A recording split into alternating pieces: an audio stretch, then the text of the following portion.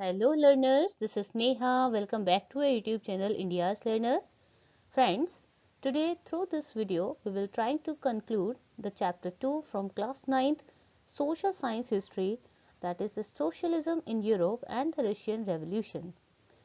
Friends, as this is the part 3 of the chapter, part 1 और part 2 का जो link है वह आपको डिस्क्रिप्शन बॉक्स में मिल जाएगा, आप वहां से जाकर चेक कर सकते हैं.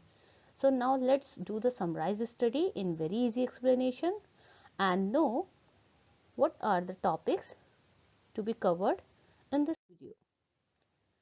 So the key points of the part 3 of the chapter 2 from class 9th are: the first topic to be covered is the February Revolution in Petrograd, and then next we will discuss about after February what had happened. The revolution of October 1917, we will know about it.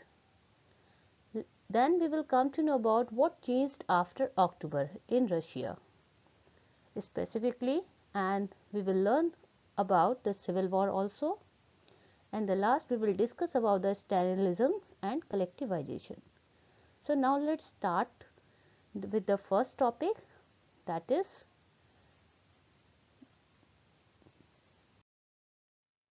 the February Revolution in Petrograd. Friends, Russia की जो capital थी, जैसा कि आप लोग जानते ही हैं, वह थी पेट्रोग्राद. उसके बीच से नेवा नदी बहती थी, जिसके राइट साइड में रहते थे गरीब लोग, जैसे वर्कर्स और फैक्ट्रीज थी, और वहीं दूसरे साइड में लेफ्ट साइड में होते थे फैशनेबल एरियाज, यानी कि अमीर लोग रहते थे, जैसे गवर्नमेंट बिल्डिंग्स हैं, विंटर पैलेस है, और यहाँ तक कि ड्यूमा भी इसी साइड में था. अब क्या होता है, फरवरी 1917 में कड़ाके की ठंड पड़ रही थी और वहाँ के वर्कर्स को खाने की कमी होने लगी.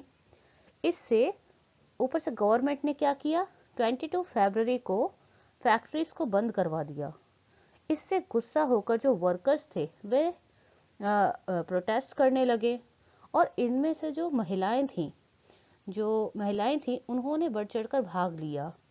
तो इस 22 फरवरी को रशियन रिवॉल्यूशन में इंटरनेशनल वुमेन्स डे के नाम से भी इसको कंसिडर किया गया है. यही वजह से ये जो प्रोटेस्टर्स थे, वर्कर्स थे, ये राइट टू लेफ्ट बैंक की ओर चले जाते हैं प्रोटेस्ट करते हुए.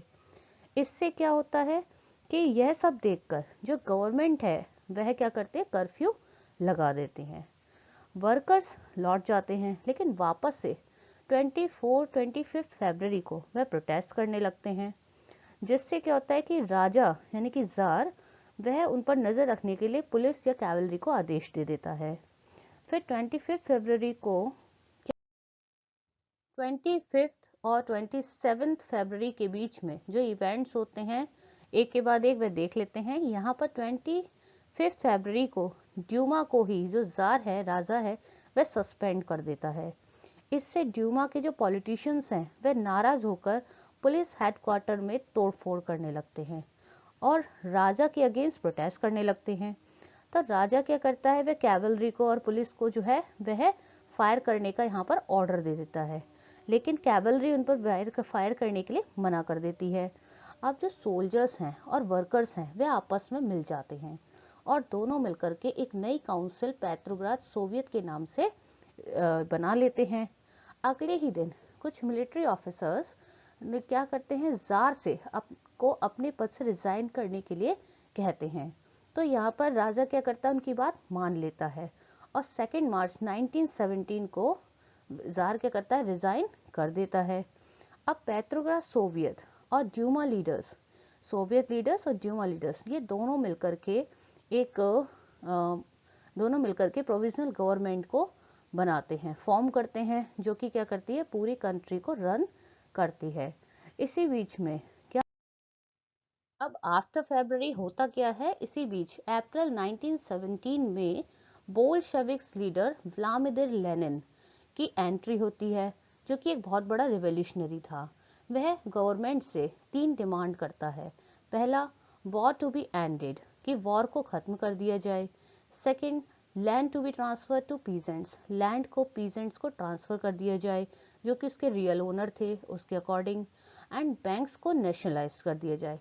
तो ये 3 डिमांड्स जो थी उसकी व्लादिमीर लेनिन की थी, और इन डिमांड्स को लेकर के वो काफ़ी ज़्यादा एक्टिव था। इन 3 डिमांड्स को अप्रैल थीसिस के नाम से भी जाना जाता है। वहीं लेनिन का यह भी एक सजेशन था कि क्यों ना बोल्शेविक पार्टी का नाम चेंज करके अब हम कम्युनिस्ट पार्टी कर देते हैं।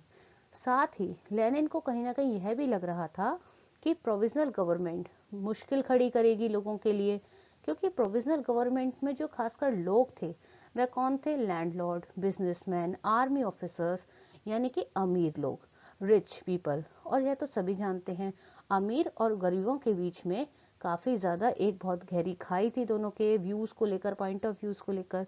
तो यह भी एक बड़ी समस्या थी। अब क्या होता है कि धीरे धीरे वर्कर्स यूनिटी में आने लगते हैं, वे ट्रेड यूनियंस बनाने लगे, आर्मी में सोल्जर्स कमेटी बनाने लगे, और यहाँ पर जो फैक्ट्रीज कमेटी बनने लगी, सोल्जर्स कमेटी बनने लगी। इस तरह से बोल्शेविक का जो प्रभाव था वह रिवॉल्यूशन ऑफ अक्टूबर 1917 में हम देखें तो यहाँ पर बोल्शेविक का प्रभाव जो है वह धीरे धीरे बढ़ रहा था, और प्रोविजनल गवर्नमेंट का जो इन्फ्लुएंस है वह लोगों के बीच से, उनकी जो पावर थी वह कम होने लगी, इन्फ्लुएंस उनका कम हो रहा था। तो यही सब देखते हुए क्या हुआ कि यहाँ पर प्रोविजनल गवर्नमेंट क्या करती है कि वह एक्शन लेती है। जो लीडर प्रोटेस्ट कर रहे होते हैं वह उन्हें जेल में डाल देती है ना। और यहाँ पर वर्कर्स और अदर जो होते हैं वो धीरे धीरे प्रोविजनल गवर्नमेंट को बहुत ज़्यादा हेट करने लगते हैं। इस तरह प्रोविजनल गवर्नमेंट और बोल्शेविक के बीच में बहुत ज़्यादा जो है आपस में अनबन और बहुत गहमा गहमी हो जाती है। इस तरह से बोल्शेविक ने अब क्या किया कि यह सोच लेते हैं कि अब वह विद्रोह करेंगे, रिवोल्ट करेंगे, इसका डिसीजन वे ले चुके थे। इसी बीच यहाँ पर बोल्शेविक के जो सपोर्टर्स थे वह खासकर आर्मी लोग थे, और सोवियत से, और इस तरह से फैक्ट्री वर्कर्स थे। ये सभी बोल्शेविक्स को सपोर्ट भी करते थे क्योंकि वे सोशलिज्म में कहीं ना कहीं बिलीव करते थे। यहाँ पर 16 अक्टूबर 1917 को लेनिन क्या करता है, पेट्रोग्राद सोवियत को मना लेता है, और मिलकर के दोनों मिलिट्री रिवोल्यूशनरी कमेटी MRC की एक नाम से एक कमेटी की स्थापना करते हैं, जिसका हेड लियोन ट्रोट्स्की को बनाया जाता है। अब सभी ने विद्रोह करने की तैयारी कर रखी थी, लेकिन लेनिन ने यह किसी को नहीं बताया था कि किस दिन रिवोल्ट करने वाले हैं।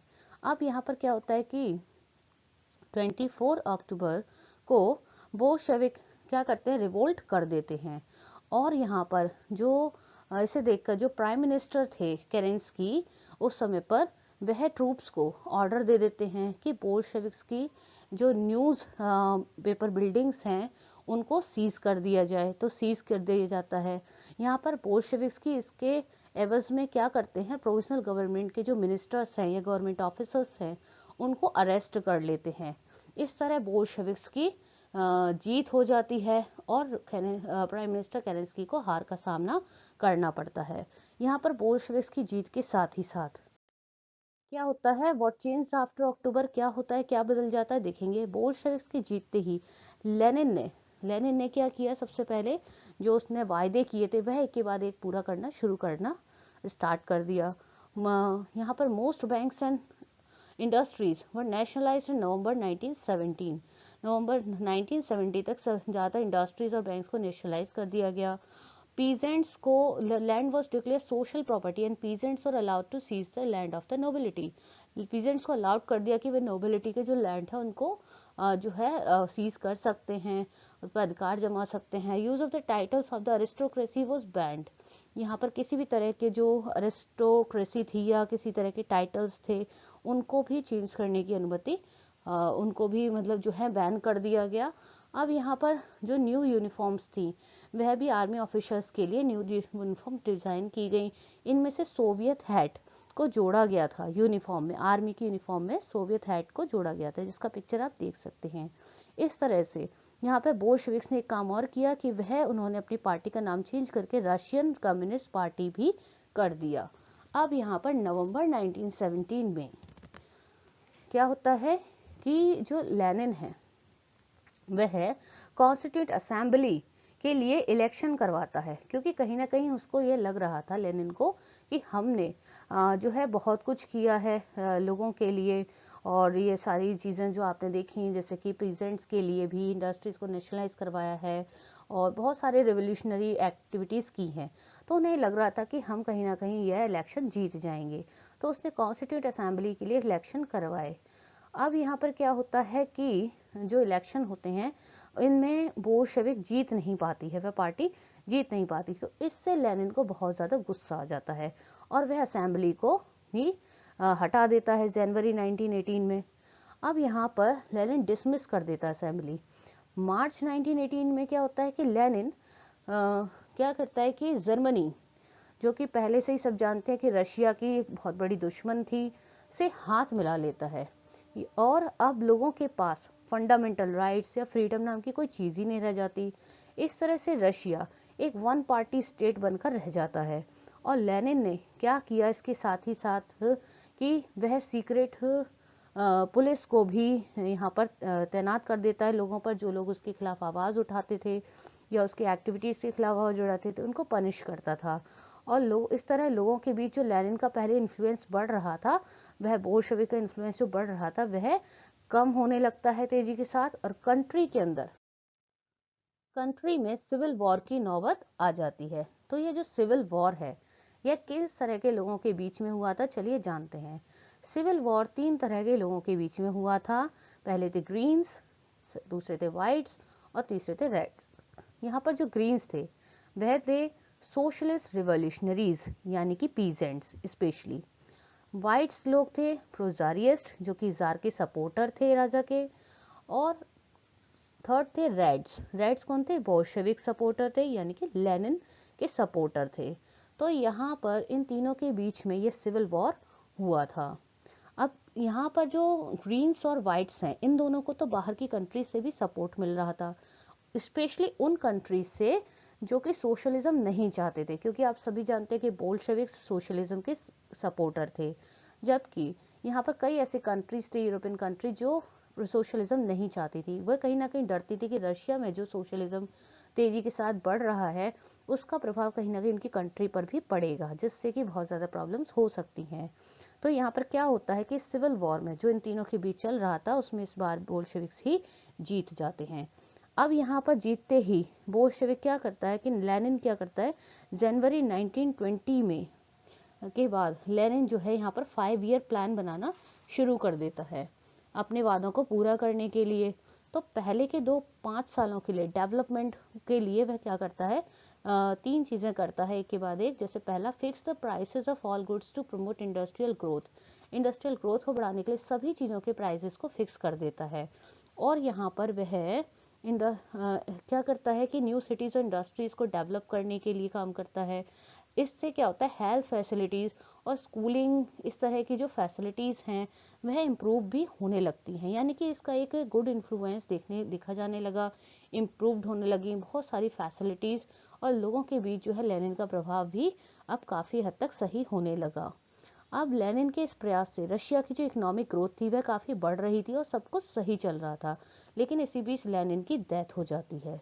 तो इस तरह से यहाँ पर एक एरा ही चेंज हो जाता है। यहाँ पर हम देखेंगे नेक्स्ट, स्टैलिनिज्म एंड कलेक्टिवाइजेशन। अब यहाँ पर लेनिन की डेथ के बाद एक नया लीडर बनता है जिसका नाम है जोसेफ स्टालिन। अब जोसेफ स्टालिन जो है 1927-28 के बीच तक आते आते क्या होने लगता है कि ग्रेन्स की काफ़ी कमी होने लगी। तो इससे रशिया में जब ग्रेन्स की काफ़ी कमी होने लगी तो गवर्नमेंट ने फूड ग्रेन्स की जो प्राइस है वह फिक्स कर दिए, और पीजेंट्स ने ग्रेन्स बेचना बंद कर दिया इसकी वजह से। तो स्टालिन ने यह देखते हुए इमरजेंसी लगा दी, क्योंकि उसे लग रहा था कि जो अमीर फार्मर्स हैं वह ग्रेन्स को छुपा कर रख रहे हैं, और ताकि वह प्राइस बढ़े तब उन्हें बेचें और इससे अच्छा प्रॉफिट भी कमाएं। तो स्टालिन ने ग्रेन्स को बेचना कंपलसरी कर दिया। तो इससे क्या हुआ कि और साथ ही साथ 1928 में स्टालिन ने लोगों को जगह जगह लोगों जो स्टालिन के लोग थे उन्होंने जगह जगह घूमना शुरू कर दिया, यह देखने के लिए कहीं कि कहीं कोई किसी तरह का ब्लैक स्टोरेज तो नहीं हो रहा है या ब्लैक में सप्लाई तो नहीं हो रहा है। इसीलिए साथ ही वह जबरदस्ती ग्रेन्स भी कलेक्ट करने लगे और जो अमीर फार्मर्स थे जिन्हें कुल्लक कहा जाता था उन पर रेड करने लगे। और यह जब भी रशिया में ग्रेन्स तब भी रशिया में जो है ग्रेन्स की काफ़ी शॉर्टेज थी। तो स्टालिन ने काफ़ी एक्शन लिए इस ग्रेन्स की कमी से निपटने के लिए, बट वह काफ़ी हद तक सफल नहीं हो पाया।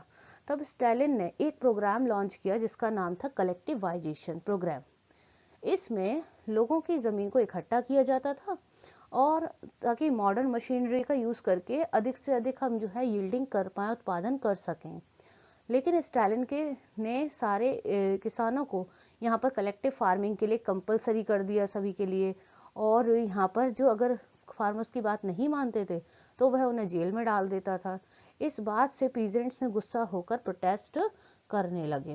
ठीक है, अब यहाँ पर क्या हुआ कि 1930 से 39 के बीच में काफ़ी सारे लोग थे, लगभग ये ग्रेन्स की शॉर्टेज की वजह से और कई अलग कारणों से कम 4 मिलियन लोग तो मर चुके थे।